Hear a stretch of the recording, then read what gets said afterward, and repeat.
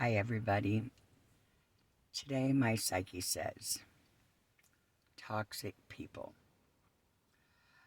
I'm in my car. It's kind of hot, but I apologize for the last video I did that had the worst sound in the world because the wind was blowing. Um, I want to talk about toxic people. When you're an empath, when you're someone that has a lot of compassion and you care so much about other people and you're just a kind person, you can get into relationships that are toxic because the other person may not be as highly vibrational as you or as compassionate or empathetic, and we extend ourselves. We want to think the best. We want to give another chance. We want to try and heal. We want to try and lead by example. We want to try and communicate. We want to have clarity. We want progress. But the thing is,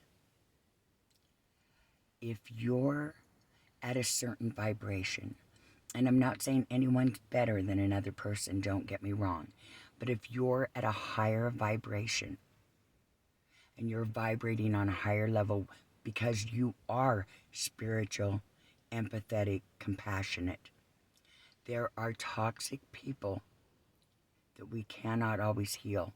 We cannot always change. We cannot always lead by example because so many reasons. They could be narcissistic, they could be triggered by you, they could gaslight you, and I'm sure a lot of you already know this. But the biggest thing is when you're vibrating at, say, a level here, and somebody's vibrating at a level here, the best way I can explain it is 5D and 3D. You're both in a 3D world, but someone's vibrating at 5D and someone's vibrating at 3D.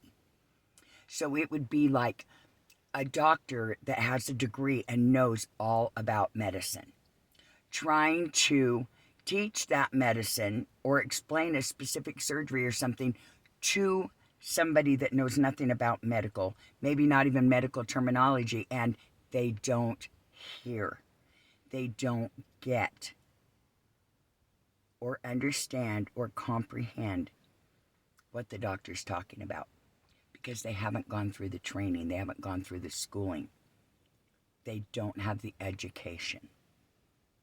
So this goes for mental, physical, emotional, spiritual.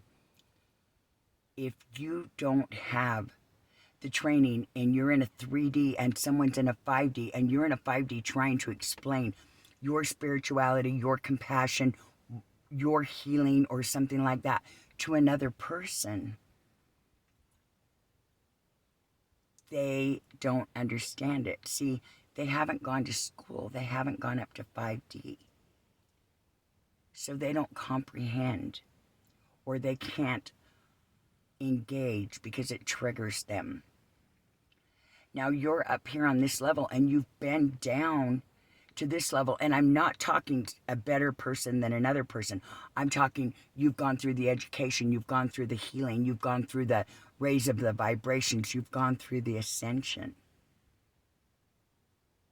So now you're here and you understand here because you were there once, but you put in the work and you grew and you grew and you grew.